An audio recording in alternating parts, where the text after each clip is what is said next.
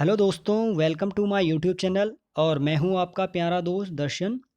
और आज हम ग्रामर के कुछ रूल्स के बारे में बात कर लेते हैं जो आपके एग्ज़ाम के लिए बहुत ही इम्पोर्टेंट हैं। देखिए, हमारे पास है आइदर और, दूसरा है नाइदर नॉर, तीसरा है नॉट ओनली बट ऑल्सो, और चौथा है बोथ एर एंड।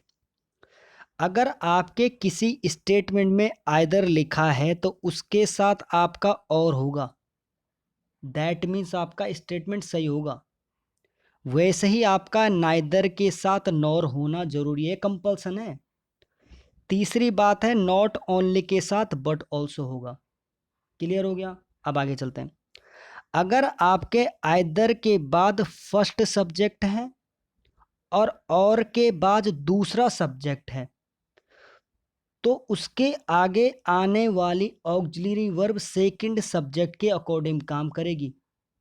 अगर सेकंड सब्जेक्ट आपका प्लूरल है तो आपकी ऑक्सिलरी वर्ब प्लूरल होगी।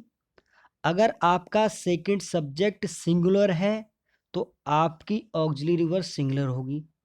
ऐसे ही आपका नाइदर नॉर में भी होगा, और बट ओनली, बट ऑल्सो और नॉट ओनली में भी होगा।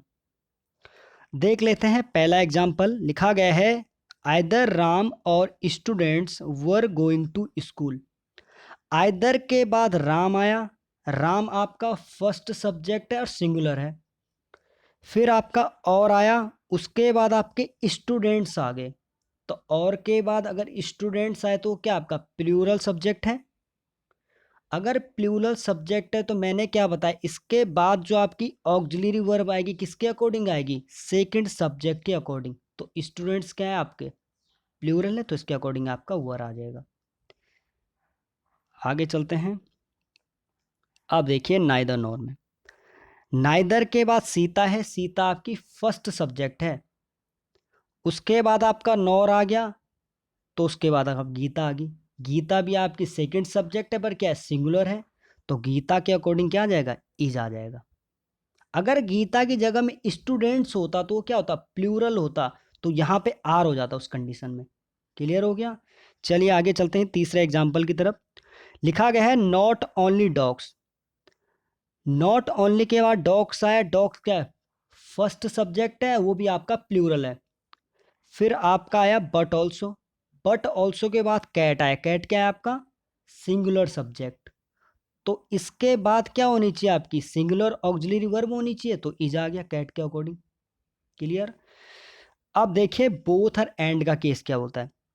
बोथ अगर लिखा होगा तो दो चीजें कनेक्ट होगी। देखिए both Ram and Sita, both के साथ हमेशा आपका एंड आता है, बोथ के साथ कभी और नहीं आएगा।